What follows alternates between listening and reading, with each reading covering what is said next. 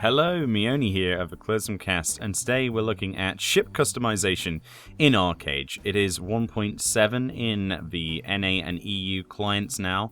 It's been around for quite some time now, a couple of years I think, in Archeage Korea.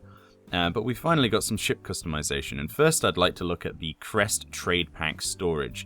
This is essentially only available on the cash shop for 1,000 crystals currently. And this is basically a crest storage pack with a slight twist. So obviously it says crest in the title, so you can put a crest on this particular trade slot thing. But it can also be used in conjunction with the new upgrade system for ships to actually put these on top of where usually you would have a cannon, for example, or a harpoon on a clipper, and we'll come to that shortly. So they go for about 195 to 280, sort of around about on the actual auction house. If you wanted to buy them with gold in the game, obviously you don't have to buy them with real money, but obviously you can if you have some spare.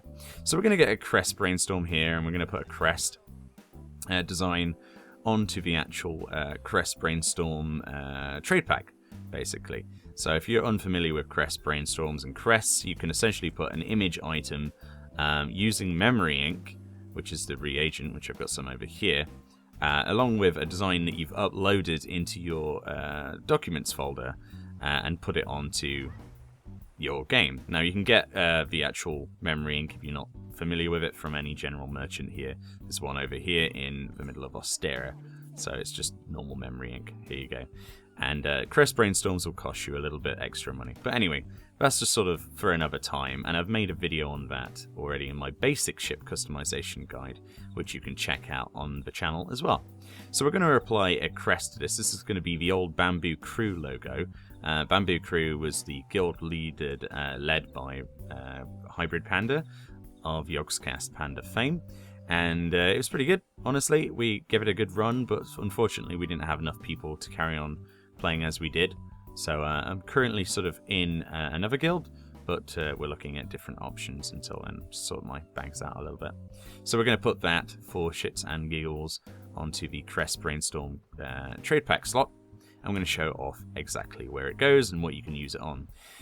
So, as I said before, this is a trade pack slot that can replace certain slots on ships. Now, to do this, you have to go to Ostera for the eastern side, and I believe the other one is in probably 2 crowns. I'm not on the western side, so feel free to correct me in the comments below.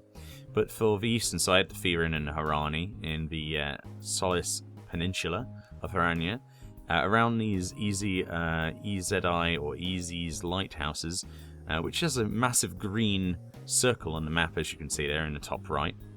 You can actually upgrade your ship. This is the only place in which you can upgrade your ships. You can't change cannons and stuff out at sea. And there you go, you see one of my custom designs there of a crest, that I was talking about earlier on this clipper. Now this is the harpoon clipper. Now they've updated it. I've taken the harpoon off the front now, but you get a rear harpoon as well, which is really useful for dragging people. We'll come to the actual upgrades and stuff in a moment, but let's have a look at the actual custom information here, the summon info. If you haven't got this screen, you can simply press the custom components button, and this brings up this window here. Now on here you can add anything from propulsion, different sails, breathing things. Like I say, you have to be in this green area to do any of this, to take things off, but essentially I could put this on, for example. This is the harpoon cannon, which you may be familiar with at the front of a harpoon clipper, but I can also take this off and I can switch them around. Obviously I could have a cannon on the back if I wanted to, etc. There are lots of different options, but we can also put this trade pack, this crest trade pack storage, in the cannon slot in the front. Alright, and obviously there you go. Look, the design itself doesn't fit very well. You'll have to create specific change the image file itself to make something that will fit to those dimensions. I'm sure you can find that on Google, but ordinary crest designs don't quite fit properly. But for the purpose of this video, I thought I might as well, as it was. So this is kind of a game changer, really, if you think about it. So it means that ships that don't have trade pack storage now can potentially have trade pack storage. Now, having a trade pack slot on a clipper is particularly useful for things such as Abyssal Attack, for example, where you have to bring packs back that are worth 67 gold, you know, or if you're building a house and you're the only one online and you don't really want to use a merchant ship or a galleon, you know, or if you don't have those, for example. This adds a whole new section of gameplay to a part of the game that potentially needed it. You know, people have always wanted to have trade pack storage on small ships, and now they have them.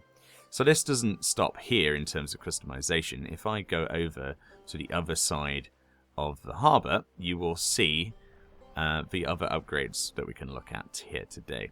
So over here on the other side, on the opposite pier in Ostera, again, this will be different for you on the western side, but this is where the eastern factions go. You'll find these tables. Now there are some tables actually all the way around here, and we'll come to them in a second. I'm just going to summon a ship, a bigger ship, and we'll show off the customization proper.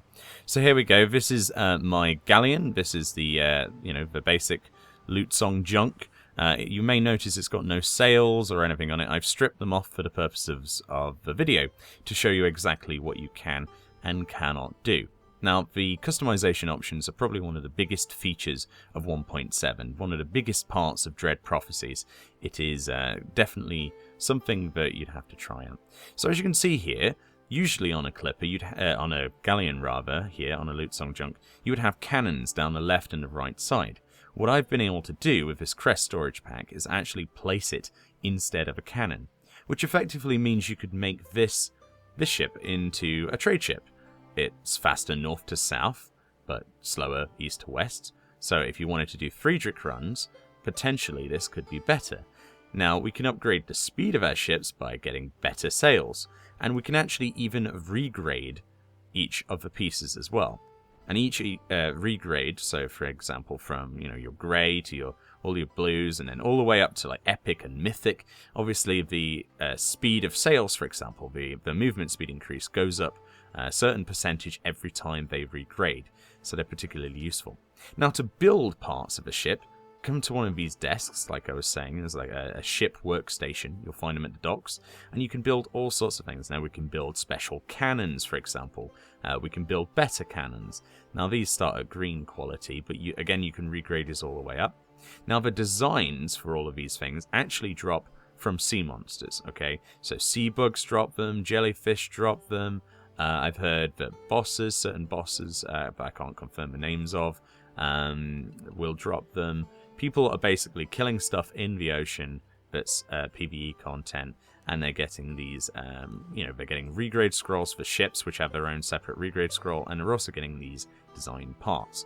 So it promotes you to either do PvE content, or you can go to the auction house, which I would do if I could do it at the same time as crafting, and we can go under here, and under machining and then ship, and there are a ton of designs. Now, obviously, things vary in price depending on their rarity. Now, we can get certain different sails, we can get masts, we can get rudders, we can get cannons, we can get all sorts of things, like, you name it. So here's the new scrolls. These actually drop from destroying enemy vessels as well. If you destroy an enemy galleon, for example, you can get 2 to 4 regrade scrolls as a loot reward, as a drop, as well as a chance at other things. As you can see here, people are selling, like, I don't know, heroic grade cannons that do more damage than a normal grade cannon, sails that do, certain damage, the figureheads on the front of the boats. Some of them breathe fire, some can increase the ramming potential, but also increase the weight and decrease the speed of a ship. So there's all sorts of billions of options, really. There's so many, like, hundreds of different ways of customization for a vessel, depending on what you prefer. Over here, actually, I'm just highlighting this. This is the captain's cannon. This is actually a cannon that you can put on the front of your small clipper ship that I showed previously, which allows you to actually fire it whilst you're driving, which is quite cool. Now, obviously, over here, you can get various different sails. Today, we're going to be showing off the Black Pearl sails, which are the growling something sails. I can't remember now. I switched the pages. But you can, obviously, machinery is one of the big parts of this as well. So to craft a lot of the really good stuff, you're going to need high level of machining. But it also means that machining as a profession is far more easy to level as a whole. and it's a lot cheaper as well. So if you're going for like a car or any other goal in the game, actually leveling machinery through shipbuilding isn't a bad idea at all, because most of the mats are lumber and iron, which, as you probably know if you have been playing recently, have a very low market value. So enough of looking at the actual crafting pages. Let's show what differences we can make. As you can see in my bag here, a bit of a jump cut between these two scenes, really, when I recorded. But we have a ton of cannons, different sorts of cannons, different sails, etc. So let's put some stuff back on. A lot of these are actually just the normal stuff that I took off, and we're going to put them back on. So here you go, I can put the trade storage packs back on here, because if you remember, the Loot Sock Junk had 4 spaces. Technically it has 5 with my crest trade pack storage on it, and obviously I would be able to get another 8 packs on board this ship alongside of the 4 that are already on it, if I remove the cannons. Which the downside is, obviously I have no armament if I do that. But it's really up to you how you want to suit it. This is part of a custom design here. If we can move these, I'll show you. So this is part of the Black Pearl. You can actually equip this to other ships. They're pretty much modular now, so you can mix and match between nearly all of the parts on nearly all the ships. There are some exceptions. Obviously, galleons to other galleons work, but certain clipper items won't go on a galleon, and vice versa. We actually have on the front here, if you are familiar with the Black Pearl, the actual ship in this game, this is the front of it. This actually increases the movement speed of the ship, believe it or not, if I don't get stuck inside of it. Easy to do that, sadly. But it also looks cool, and it also increases the ship's overall HP, I believe. So this is another component that could be damaged. Now, all of these items can be damaged in combat, so the sails could be destroyed by, they can be tattered and torn by cannons flying through them. Bits can fall off your ship, and you have to repair every single part of this with a new Shattergun Sand reagent, which can be purchased with gold. It's not too expensive, and it is certainly cheaper than when you had to use an alchemist. So we can put siege cannons on here. Now, the advantage of a siege cannon is if you're doing siege damage to something, like a boss or maybe even another ship, you can have siege cannons. The downside to them is their short range, but the upturn is that they do a lot more damage than a normal cannon, but you need to get closer to use them.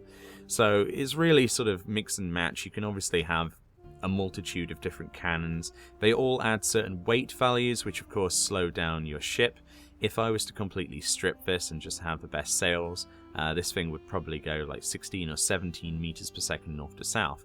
With all of this stuff on, it's like going to be 15 or minus that, it's going to be like 12 maybe meters per second slow. We can actually add shields to here instead of having cannons. The shields don't actually have any function, but they do add extra HP to the overall health of the vehicle. So obviously you have more health to be taken down. So in many ways they just reinforce the hull, which is a really cool idea. As you can see, it is a piece of my ship that's broke that I haven't repaired.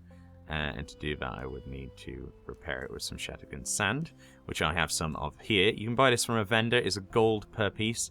Usually for a galleon it would cost you 10 Shattergun Sand to repair a galleon if it was sunk, which of course is 10 gold. For the smaller ships I believe it is 6 for a clipper. I don't know. I don't destroy my clipper all that often at the moment.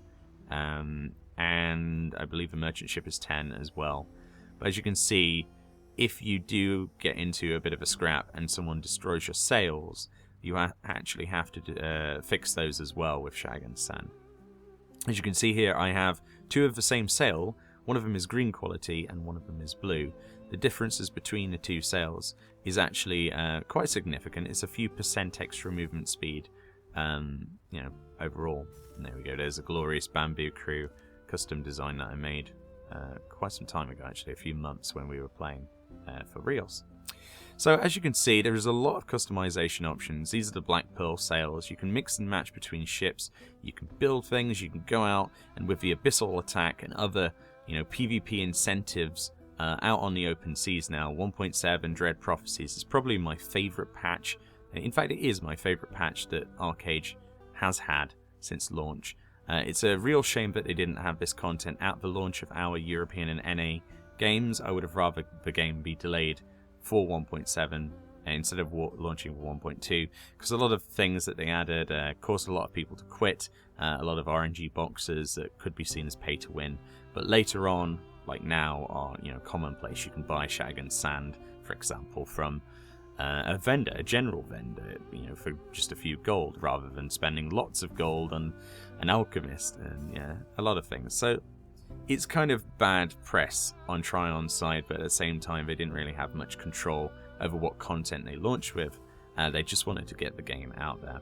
In many ways, I'm really enjoying Archeage again. I've got a few friends to play with now, one of which I think you should go and check out.